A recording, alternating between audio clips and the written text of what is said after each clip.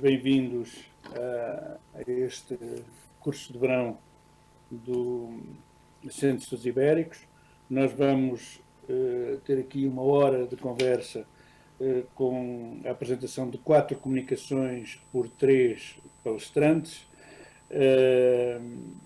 para discutir temas ligados à geodiversidade e às dinâmicas da paisagem. A primeira comunicação vai ser feita pela professora Sheila Cavalcante, que penso que terão nos vossos ecrãs.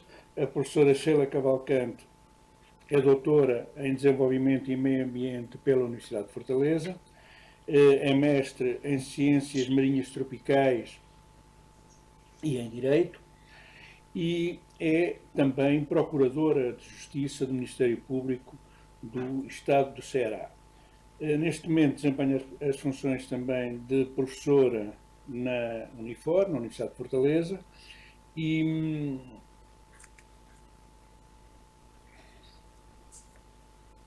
perdi-me, e peço imensa desculpa à professora, porque tenho aqui uma referência, portanto, tenho aqui uma referência ao seu, digamos, às suas áreas principais de trabalho. Peço desculpa por esta hesitação. E as suas áreas principais de trabalho, ou se quisermos a sua experiência científica principal, é naturalmente no direito ambiental, portanto em temas como meio ambiente natural, bacias hidrográficas, particularmente no chamado semiárido brasileiro, portanto, ou seja, se quisermos de uma forma muito geral, no Nordeste brasileiro. Professora, se fizer favor, tem cerca de 12 a 15 minutos para fazer a sua apresentação. Quando faltarem 2 ou 3 minutos, eu farei um sinal ou qualquer coisa assim do género. Se faz favor, bem-vinda e pode iniciar a sua comunicação. Muito obrigada, bom dia a todas e todos. Obrigada pela apresentação, professor Lúcio. Quero também agradecer ao Centro de Estudos Ibéricos, dessa parceria. Primeira vez que participo do curso de verão, estou maravilhada com essa parceria entre a Universidade de Coimbra e a Universidade de Salamanca. Tenho aprendido muito de anteontem para hoje.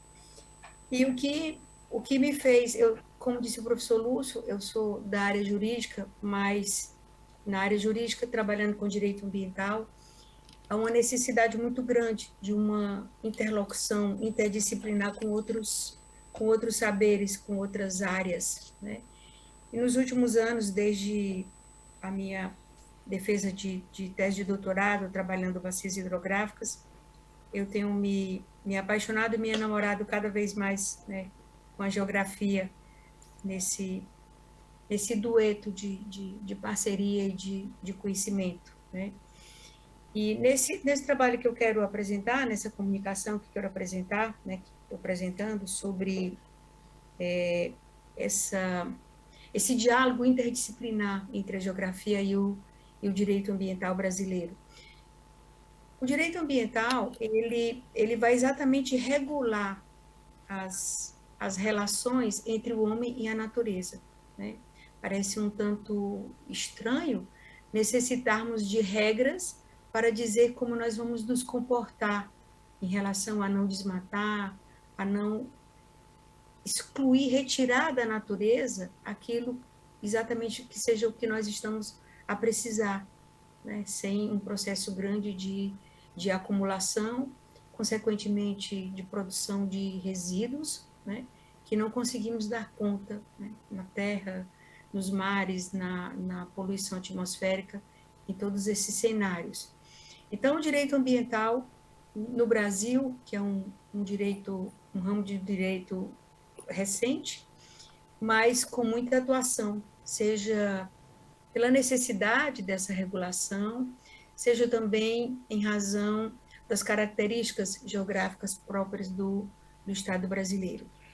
E um dos aspectos que me chamou muita atenção na geografia são as perspectivas de se trabalhar paisagem, espaço e território, As territorialidades, os domínios de espaço, de poder, a transcendência, vamos dizer, intergeracional, os aspectos culturais sobre determinados espaços. Isso é uma informação da geografia muito pertinente para o direito ambiental. Seja, por exemplo, quando se vê até historicamente no processo de colonização do Brasil, os primeiros arruados, as primeiras vilas, os primeiros colonizados, as primeiras áreas foram a partir de cursos d'água. Então, vejam que, nessa perspectiva, a bacia hidrográfica, ela traz consigo, né, toda essa territorialidade de ocupação de valores, né, e aliada aos seus recursos ambientais naturais. Essa bacia hidrográfica, por exemplo, que estou tomando aqui como exemplo para demonstrar essa interdisciplinaridade, a gente também vai perceber nela espaços e paisagens, né? Espaços aqui tomado como empréstimo o entendimento do professor Milton Santos, que coloca no espaço geográfico a presença constante da atuação humana, ou seja, essa relação harmoniosa que vai transformando aquele espaço geográfico, vamos dizer assim, a geografia física, aquele recorte físico, né, da geografia de determinado lugar. E aí tem uma perspectiva do professor Milton Santos, que ele considera a paisagem como sendo aquela apreensão específica daquele espaço, né? Enquanto o espaço é o lugar da geografia onde se desenrolam as relações interpessoais e as relações do homem com a natureza. Pois bem, vejam, senhores, no direito ambiental, nós temos um conceito, no Brasil, um conceito jurídico sobre meio ambiente.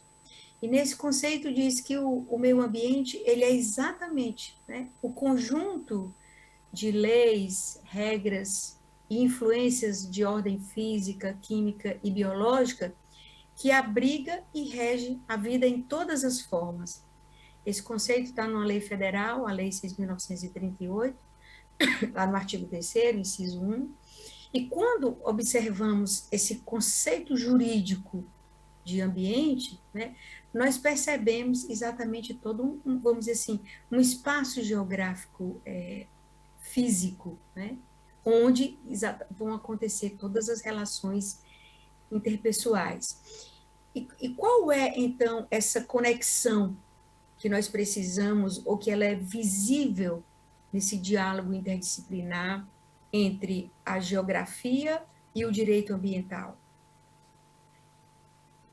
A paisagem, né, como sendo esse recorte, vamos dizer assim, essa percepção do espaço, segundo cada comunidade, cada pessoa, cada grupo, ela traz e reporta, vamos dizer assim, individualmente ou coletivamente, a sua ligação com a terra, a sua ligação com o lugar. Essas ligações afetivas, né, que são também ligações de produção e também realizam um contexto histórico, elas vão em função da modificação tecnológica, em função das demandas dessa relação espacial do homem, né, com aquele espaço geográfico, elas vão também produzindo modificações nesses espaços, essas relações. E, curiosamente, vai ser o direito ambiental que vai regular essa relação do homem com os recursos ambientais. E aí vem a grande pergunta: quem vai nos trazer um modelo, quem vai nos apresentar as degradações ou as incursões dessas atividades antrópicas no espaço geográfico? Né? Quem vai nos dizer como determinada paisagem, determinado espaço geográfico foi alterado a partir das atividades antrópicas, né? Como nós vamos ter esse retrato, esse recorte, se não pela geografia? Então, a geografia, ela vai nos dizer, né, o espaço que existe, a paisagem que existe, o espaço que existia, a paisagem que existia, como as interferências, né, dessas relações do homem com esse espaço foram modificando-os ao longo dos tempos, E como essas modificações, a partir dessas atividades, transformaram em novas paisagens, né, em novos redesenhos de espaço. Então, quando no direito nós precisamos, por exemplo, identificar como era esse espaço e até onde e quanto as atividades antrópicas, né, promoveram degradações e poluições de pequeno, médio ou grande porte, né, nós precisamos vamos dizer assim, nos socorrer exatamente da geografia para poder verificarmos que paisagem é essa, qual era a vegetação nativa desse lugar, quais eram os animais silvestres desse lugar, qual a interferência, né, dessa interlocução natural para a composição daquela paisagem, que foi modificada muitas vezes em uma perspectiva tão elevada que descaracterizou totalmente a paisagem. Então, as paisagens, né, os espaços degradados, por exemplo, com despejos inadequados de resíduos sólidos, paisagens degradadas com lançamento de emissões atmosféricas poluentes, todas essas questões, todos esses aspectos, nós vamos precisar, né, justamente da geografia para nós recolocarmos e traçarmos as linhas de referência para a atuação do direito ambiental. Então, como o direito ambiental vai atuar, por exemplo, na cobrança da reparação ambiental? Qual vai ser o documento a ser cobrado do órgão ambiental para este órgão, então, chegar junto à atividade poluidora ou degradadora? Né? Há de ter um documento, que no Brasil nós chamamos um termo de reparação ambiental, né? um plano de reparação à degradação ambiental, mas esse plano, lógico, tem que considerar o cenário geográfico, né? Seja ele o cenário geográfico da geografia física, também com as relações que ocorrem nesses espaços. Assim, a gente compreende que é fundamental, né, e indispensável para a boa, vamos dizer assim, a boa aplicação da legislação ambiental, nós temos essa interlocução muito próxima, né, de interdisciplinaridade com a geografia, né? Então, isso é muito próprio e específico do direito ambiental, nós temos esses diálogos constantes nesse sentido. Então, essa proposição, eu estou realizando um trabalho com um rio local, de uma localidade aqui no Ceará, onde estamos exatamente trabalhando essa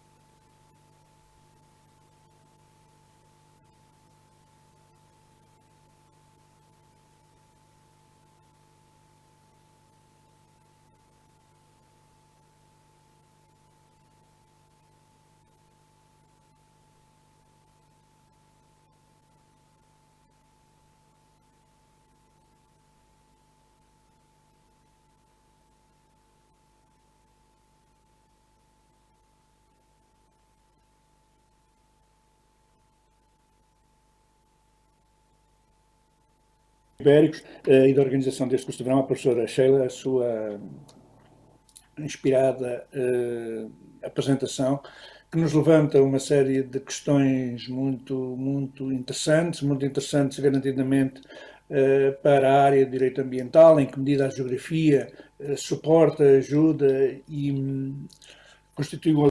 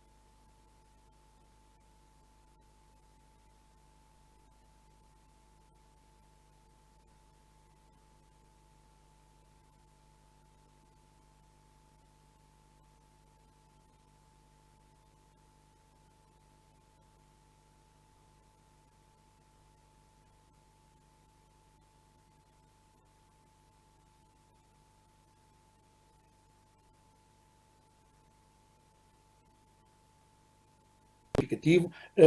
O professor Messias Modesto Passos não precisa de apresentação aqui nesta coletividade dos Centros de Estudos Ibéricos, porque colabora connosco há muitos anos, há mais de 20 anos, praticamente há 30 anos, que colaboramos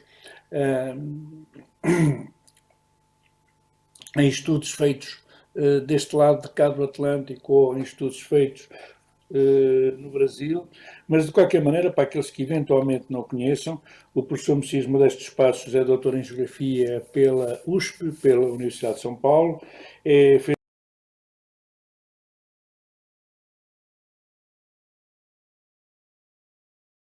o seu pós-doutoramento em Rennes e é professor na Unesp, na Universidade Estadual Paulista e na Universidade de Maringá. A sua produção científica tem estado essencialmente ligada a temas como os estudos da paisagem, os estudos da articulação entre a natureza e o seu funcionamento geossistémico, o território e essas mesmas paisagens, que funcionam assim um pouco como ferramentas de análise e ferramentas de monitorização daquilo que é o estado, digamos assim, do desenvolvimento dos territórios. Não esqueça de deixar a roupa aí, viu? Eu passava a palavra ao professor Messias Modestos Passos, também, pronto, temos 12, 15 minutos no máximo, e eu dou um grande abraço aqui de Coimbra para a Guarda.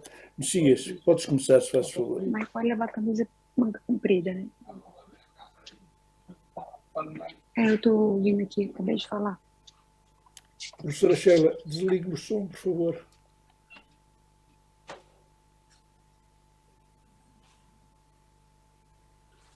Então, penso que temos aqui um problema técnico qualquer, porque o professor Messias tem que entrar a partir da Guarda. Aí está ele. Professor Messias, faz favor. Pode iniciar a sua apresentação.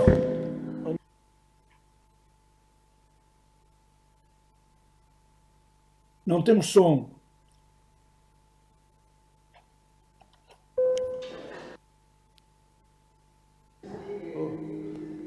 Lúcio, tudo bem? Está me ouvindo?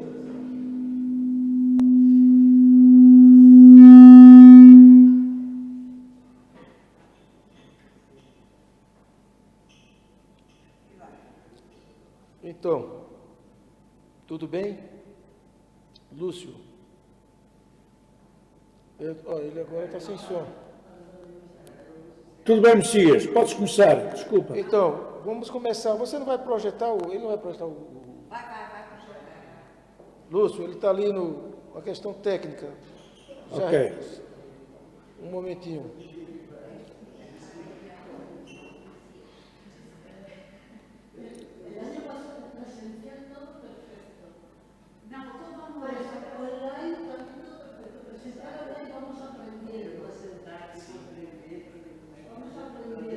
Lúcio, você está me ouvindo?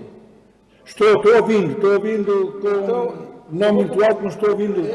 Penso que está a chegar em boas qualidades. Eu posso conversar um pouquinho antes de começar, não é? Pode. Então, mas pode começar, mas eu não estou vendo auxiliar. Então, eu vou apresentar o trabalho.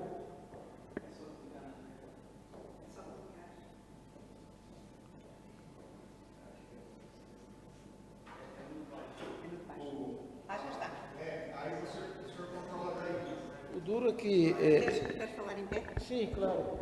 Então, assim.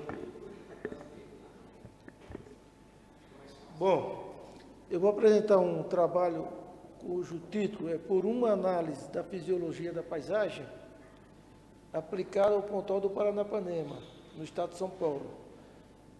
Eu lembro inicialmente que houve um tempo que a gente falava assim, a geografia se faz primeiramente com os pés.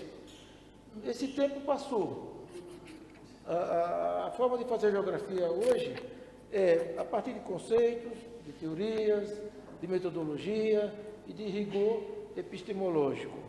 Então, quando eu fui para o campo, eu já levei comigo a caixa de ferramenta, ou seja, a metodologia, que é o geossistema. Então, o que eu vou mostrar aqui inicialmente é uma prospecção da área para depois aplicar a teoria. Né? Bom, o portal do Paranapanema, o portal do Paranapanema, essa área está aí no mapa. Olha lá, se eu fosse tirar o ângulo, hein?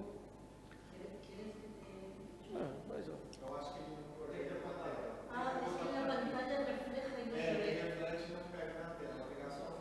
Tudo bem. Então, o mapa que está ali, do lado esquerdo, aponta para aí? Isso. Está brincando.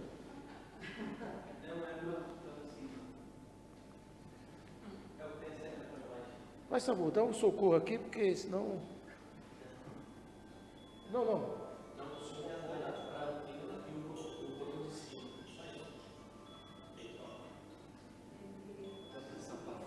É nesse botão aqui. Sim, mas para eu sinalizar lá. Para sinalizar, eu baixo ele ali. Sim, mas não vai dar. Porque é um ecrã. Não dá porque... Tá bom. Bom, gente, primeiro a questão da área de estudo, que é o que a gente chama de Pontal do Paranapanema, que é esse espaço entre o rio Paraná, que é essa área mais alargada, né, ao norte, e ao sul o rio Paranapanema. Então, entre um e outro, nós temos o que chamamos de Pontal do Paranapanema. Esse Pontal do Paranapanema tem um processo de ocupação, basicamente, a partir de 1940, mas que vai definir duas unidades muito distintas. A leste, ocupação agrícola de algodão, amendoim, mais agressiva em termos de uso do solo. E ao oeste, já no Pontalzinho ali, uma área de floresta que foi relativamente preservada, depois foi invadida, ocupada ilegalmente. Então, esse é o Pontal do Paranapanema. Olha lá. Bom, é duro porque eu teria que ver tudo isso aí, né?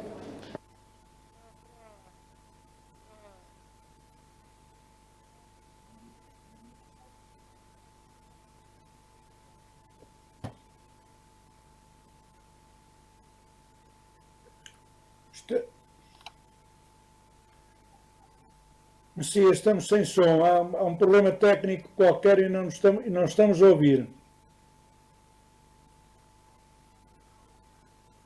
Eu penso que tens de falar mais próximo do microfone. Peço desculpa por ter interrompido. Estávamos a ouvir muito bem antes.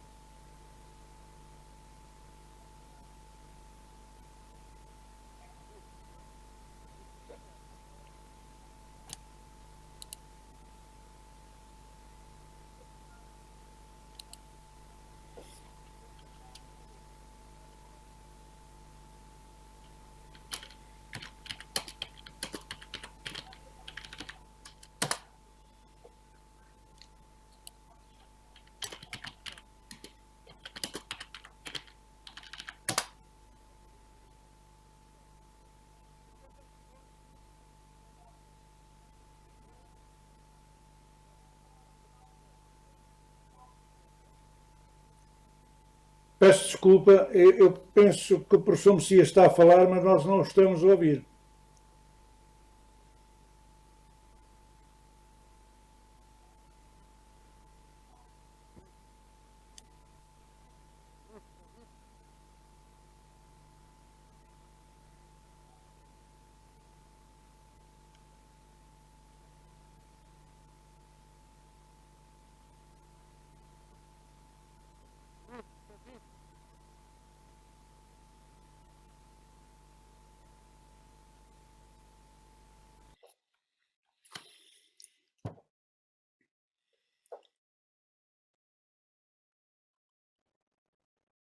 Agora até chegou som demais.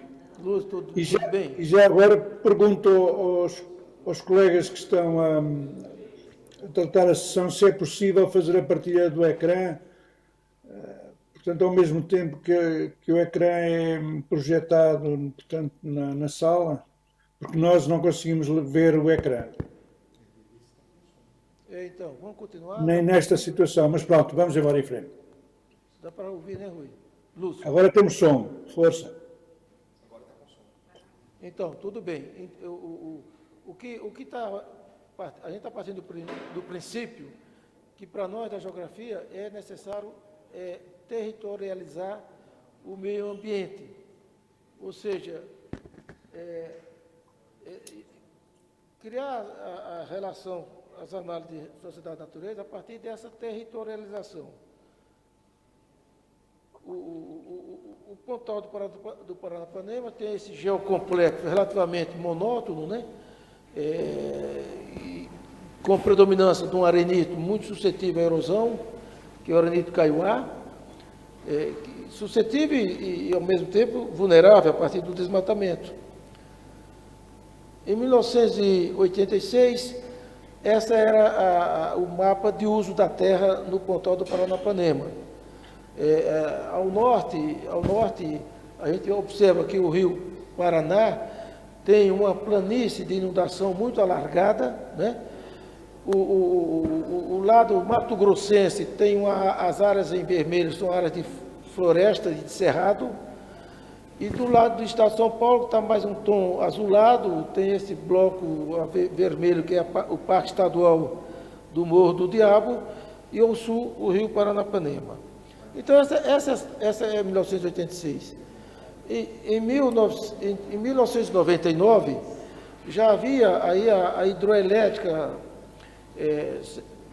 de Porto Primavera, né, no Rio Paraná, e a gente vê que o Rio Paraná forma um imenso lago de cerca de 22 quilômetros de largura, por 250 quilômetros a montante, então formou-se um grande reservatório de água, e claro, a gente observa que as áreas de cerrado e de floresta que estavam mostrando na imagem anterior, né, aqui, elas praticamente desaparecem aqui.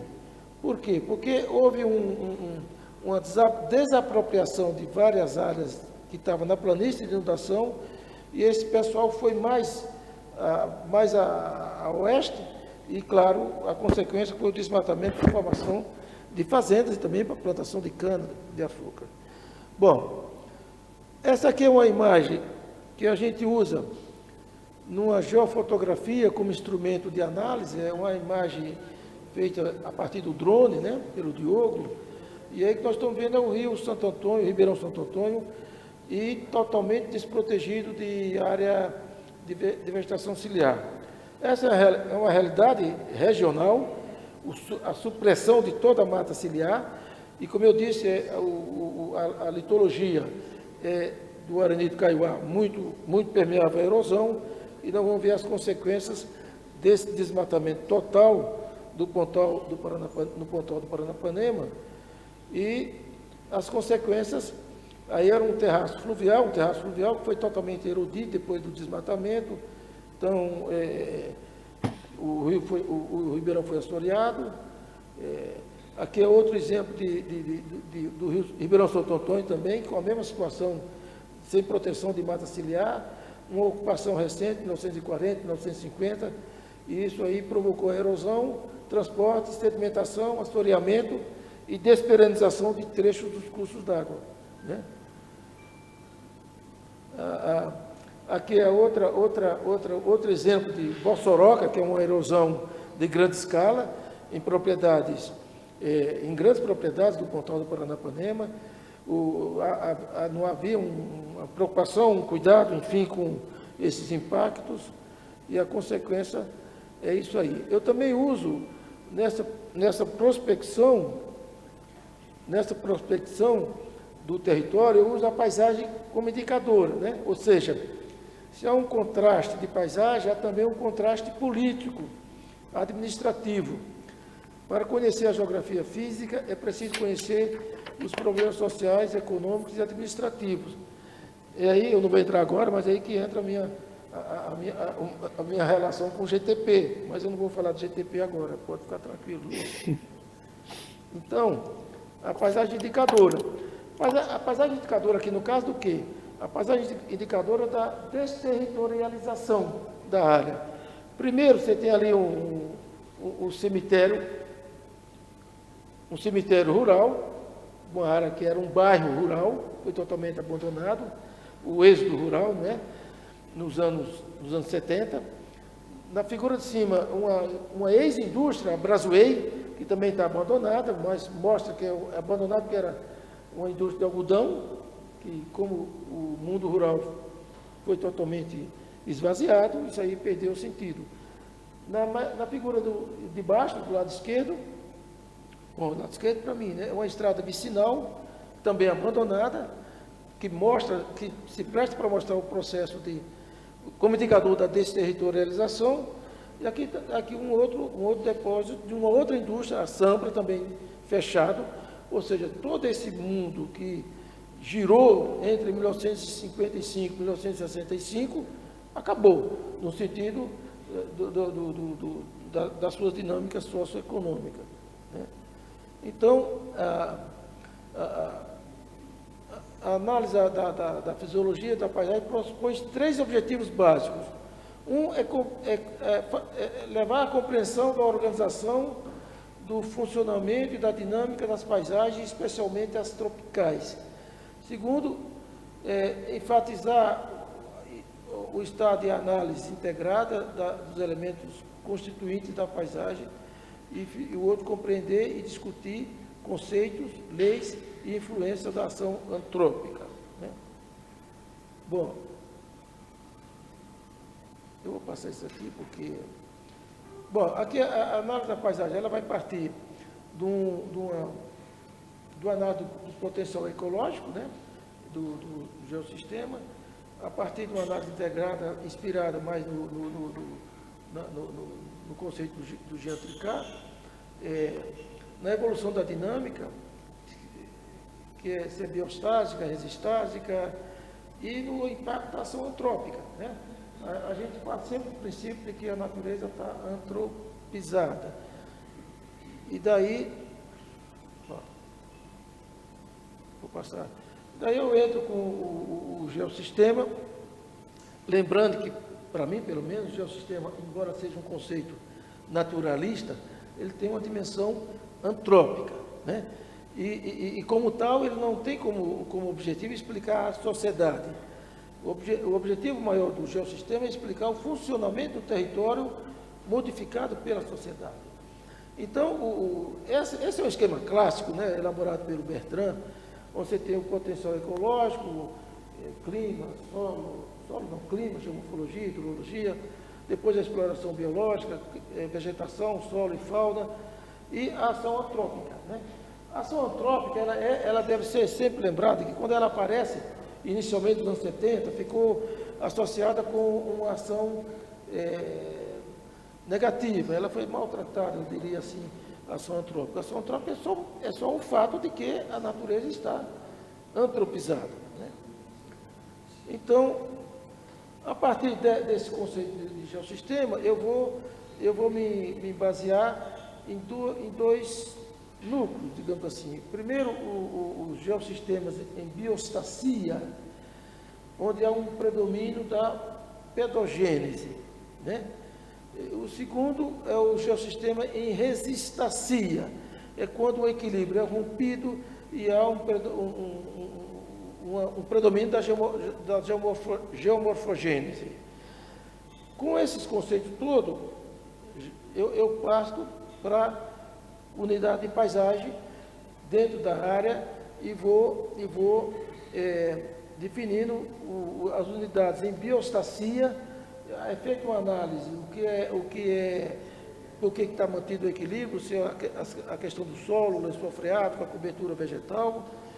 Depois, outras unidades, que é as unidades em resistasia, com predomínio acentuado da morfogênese, e aí está muito evidente a questão da erosão, e aí eu vou escolhendo uma coisa que não se trabalha muito na geografia, que eu acho que é relevante, é o neogeossistema.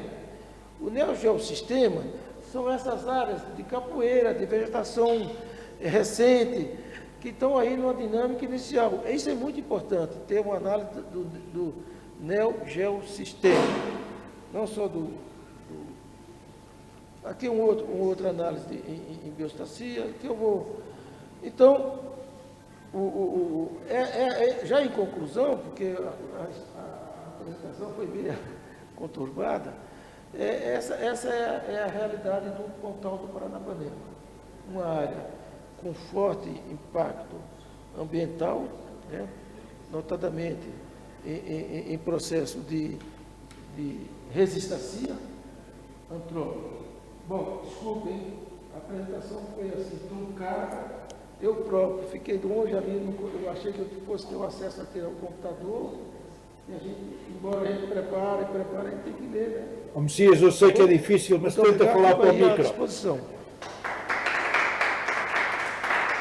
Parabéns, e muito obrigado. E peço desculpa em nome da organização, necessariamente, por estas pequenas perturbações que sempre acontecem quando nós queremos juntar tudo e todos em tempos diferentes e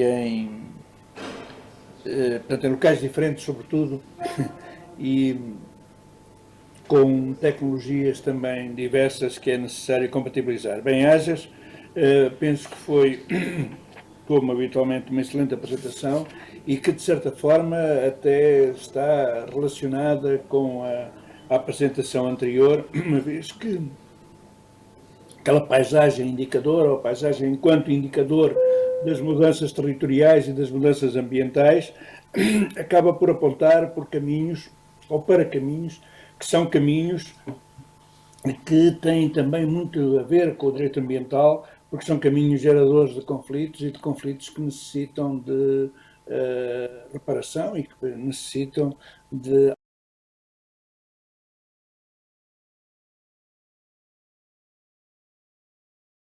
alguma ordenação do ponto de vista jurídico.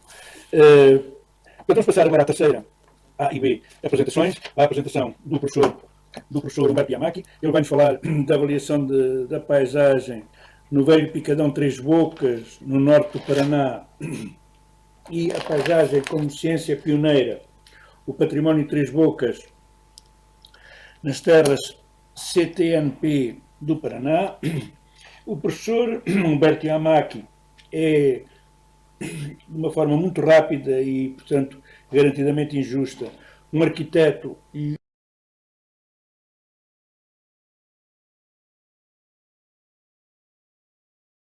um urbanista, um arquiteto e urbanista que se doutorou em planeamento ambiental no Japão, em Osaka, e que fez o seu pós-doc, o seu pós-doutoramento em Oxford. A nossa relação com o professor Yamaki, com a Universidade de Londrina, com a Universidade Estadual de Londrina, é uma relação muito profunda, porque o professor Yamaki coordenou um projeto de investigação articulado pela CAPES e pela FCT, que é a agência portuguesa, para exatamente estudo da dinâmica das paisagens nos dois países, um projeto que foi extremamente produtivo e extremamente enriquecedor, pelo menos para mim e para os meus colegas, quer do ponto de vista teórico, quer do ponto de vista prático.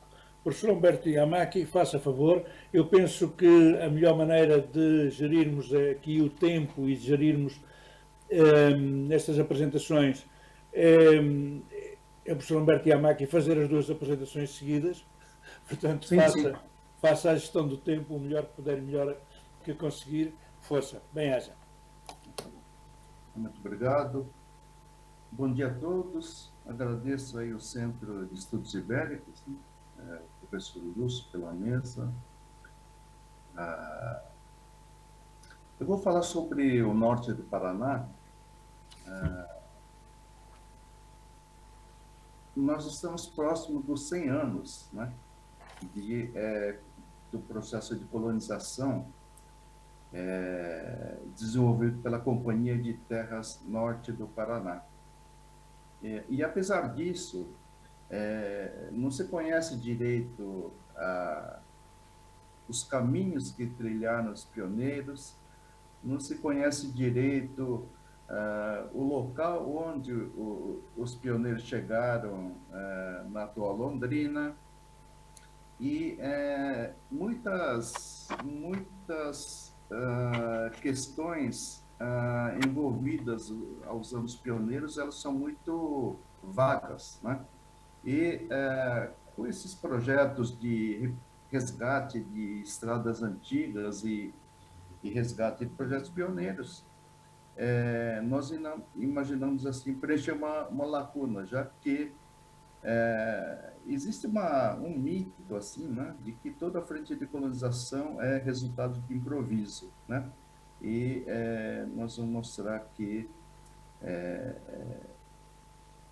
existiam projetos, né, desde o início, em 1929, né, tratando da ferrovia, da estrada de Altos, das picadas, né? E é esse o trabalho. São temas bastante ligados. Eu vou tentar ligar o slide aqui.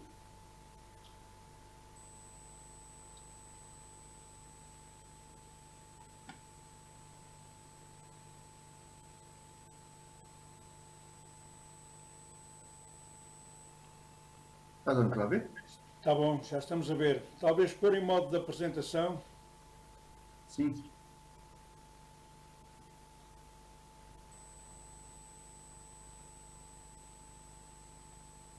Então tá, Está ótimo. Tá, então o título do trabalho a ser apresentado é esse: Avaliação de Paisagem, o Velho Picadão Três Bocas, no norte do Paraná, né? Aqui uma foto aérea ali do rio Tibagi, a cidade de Jataí, e do lado direito aqui as terras que seriam colonizadas pela Companhia de Terras Norte do Paraná, e mais ao sul a Fazenda Três Bocas, né? E toda a questão relacionada à ocupação da região, ela passa por essas duas questões. Existiam aqui vários caminhos, né, de acesso ao interior.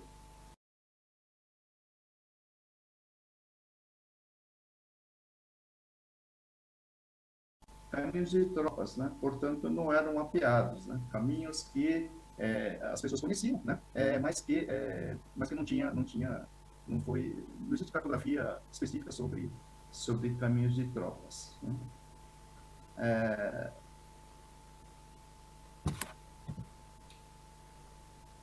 Algumas narrativas que nós vemos aí do pessoal da companhia, né, desse tipo: partimos de manhã, percorremos 10 quilômetros, o terreno atinge a cota de 600, né?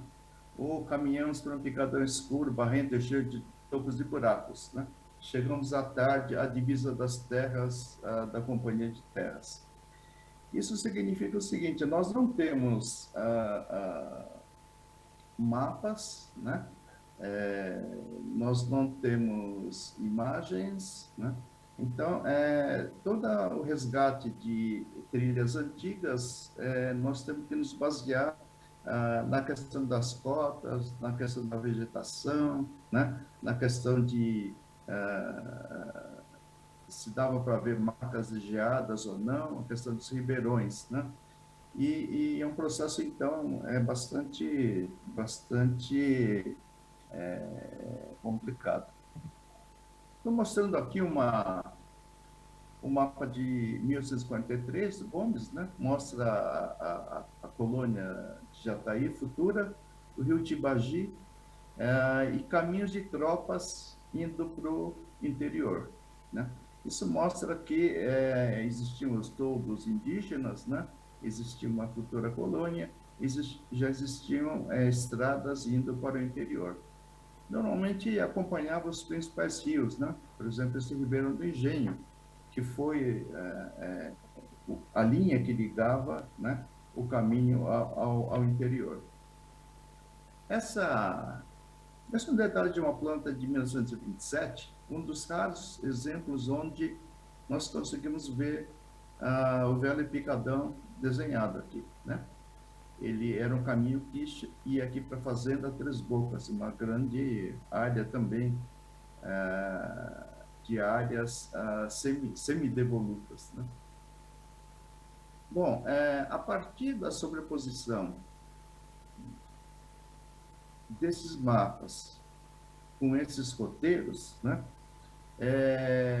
nós tentamos resgatar o caminho, esse velho Picadão Três Bocas. Na verdade, hoje ele se perde muito, né, no meio dos novos loteamentos, nos condomínios de chácaras, né, ou mesmo estradas, né, que acabam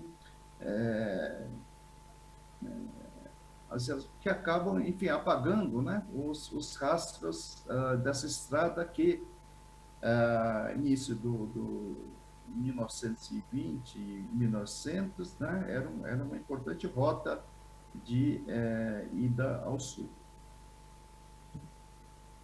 Só para mostrar o esquema aqui, um Picadão Três Bocas, passando por loteamentos populares, né, sendo retificado, né, mudando de nome, etc.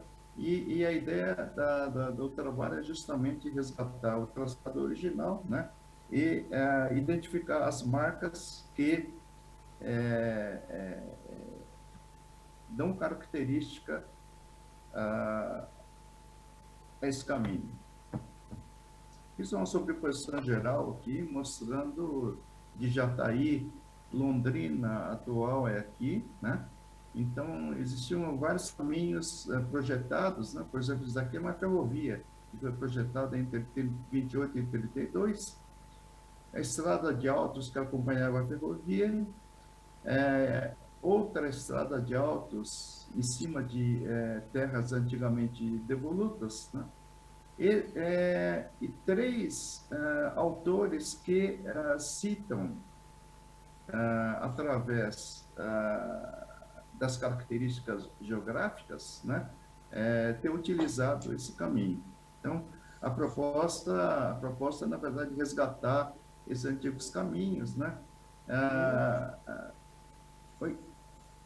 resgatar esses antigos caminhos que vão chegar no que vou mostrar a seguir, que é o patrimônio Três Bocas, né? Então, as expedições passaram por aqui, né? Passaram por aqui, enfim, chegaram, são 23 quilômetros, eram feitos num dia, né? Então, apesar das descrições variadas, né? É praticamente certo, né? Que o caminho utilizado foi esse daqui, né? Vocês estão vendo que ele sobrepõe em vários momentos a estrada oficial, né? do Picadão Três Bocas. Bom, mostrar algumas características dessa estrada de autos do McDonald's. Ele projeta a ferrovia e uma estrada de automóveis, né? A gente consegue ver aqui ao longe a serra que vai margeando o rio Tibagi, né? Então é um caminho que segue também a meia encosta, né? Imensas mangueiras delimitando limites de propriedades, né? Um caminho que praticamente segue o caminho natural, né? E que apresenta uma série de elementos na paisagem, né? São elementos de grande reconhecibilidade. Em alguns momentos nós vemos ainda mataburros, né? Porteiras, mostrando que essa estrada, na verdade, ela vai cortando propriedades, né? Ela vai passando por dentro de propriedades, né? E nos seus limites são instalados esses mataburros aqui.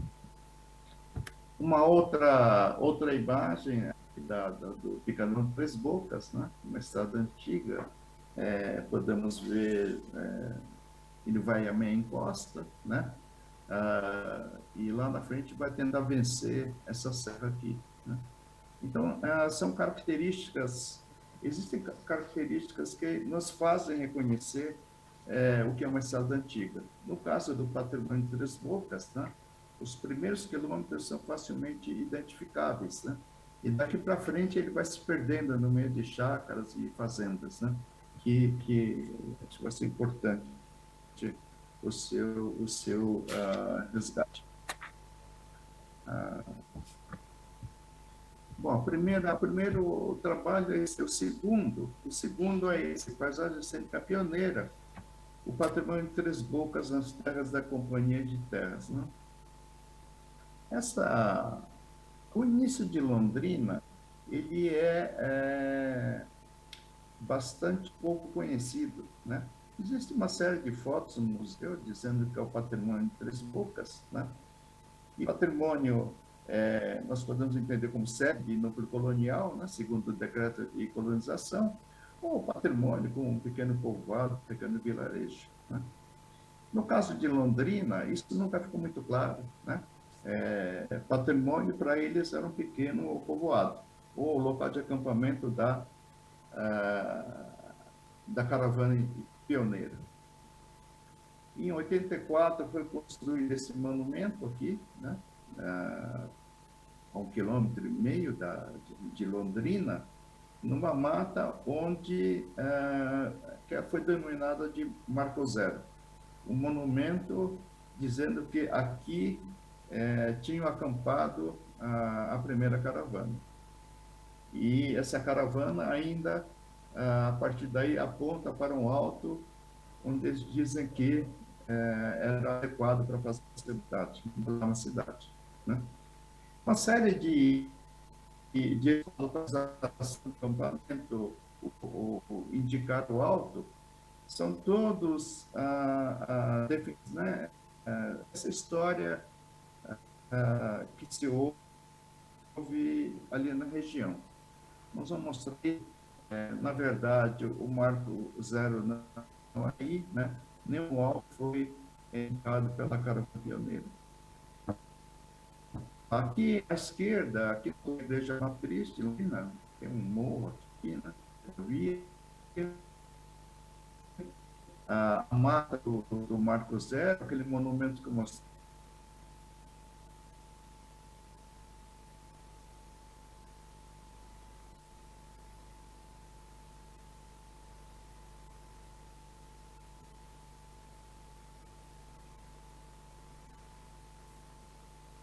Acho que caiu a linha, né?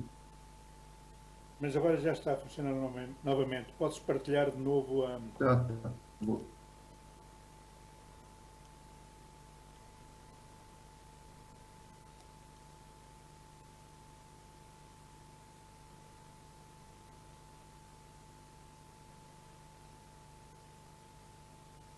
A linha está um bocadinho lenta.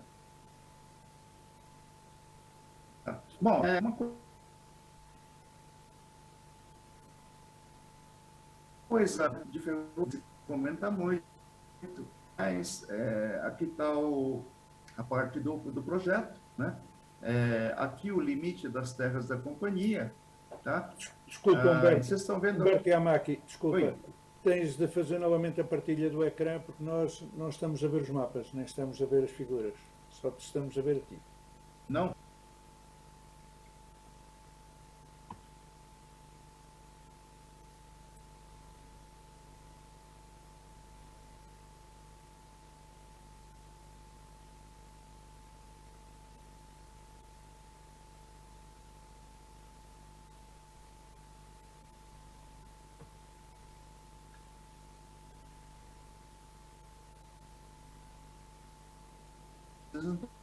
Eu penso que nós estamos a ter problemas com a internet porque aparece a mensagem de que a largura da banda da rede de Humberto Yamaki é baixa.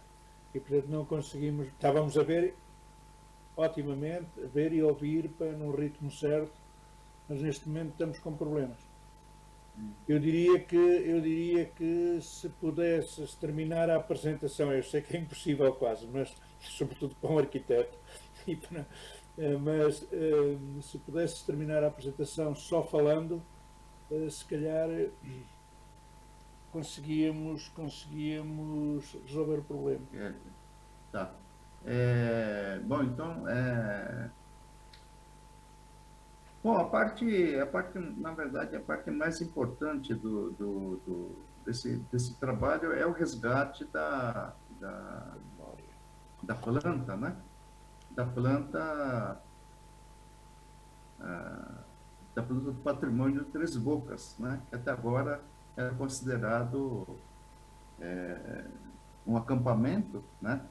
E nós encontramos um projeto, né, de 1900, feito entre 28 e 32, e que mostra a localização do hotel, a localização do escritório da companhia, né? E justamente a uma distância de 2 quilômetros da futura cidade, né? Então, o trabalho, na verdade, ele procura, então, resgatar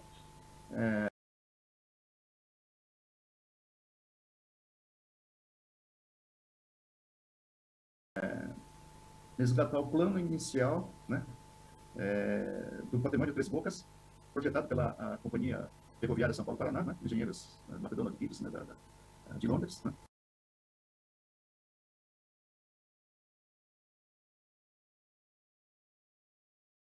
E isso antecipa em 3 anos a implantação de Londrina. Infelizmente, então encerramos aqui, acho que não, né, não dá para ver a imagem, né, então encerramos aqui.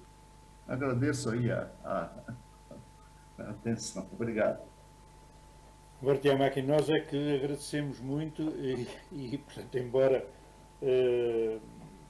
estas questões da internet são questões recorrentes, são questões que acontecem sempre, porque, sobretudo, por estarmos a falar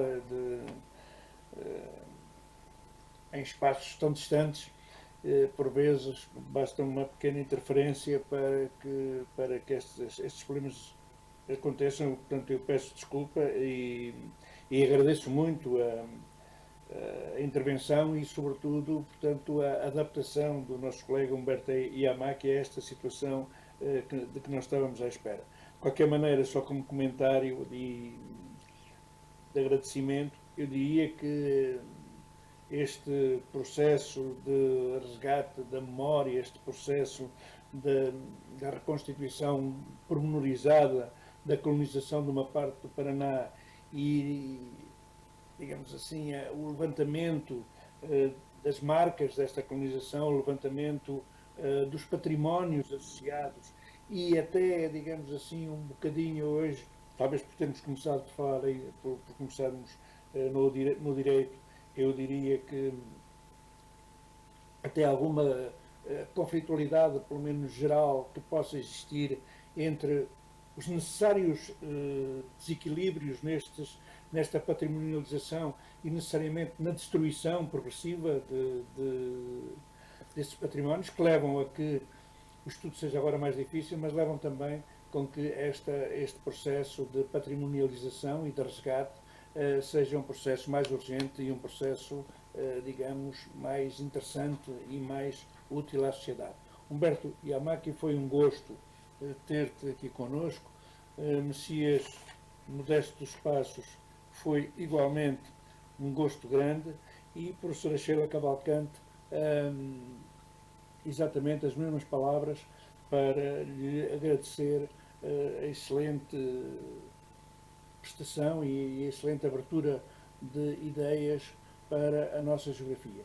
Eu gostaria de abrir agora um pouco a discussão, mas é praticamente impossível, porque a sessão que devia começar, temos uma outra sessão que devia começar às 12 e que está com 25 minutos de atraso, portanto penso que será de bom tom, ou pelo menos será prático, que terminemos aqui. Bem-ajam todos e, portanto, eu agradeço também ao Centro de Estudos Ibéricos a oportunidade que nos deu de fazer esta discussão, que, pelo menos na minha opinião, foi extremamente rica, extremamente interessante e extremamente produtiva. Bem-ajam todos, bom dia e... Obrigada, bom dia. Bom dia, professor.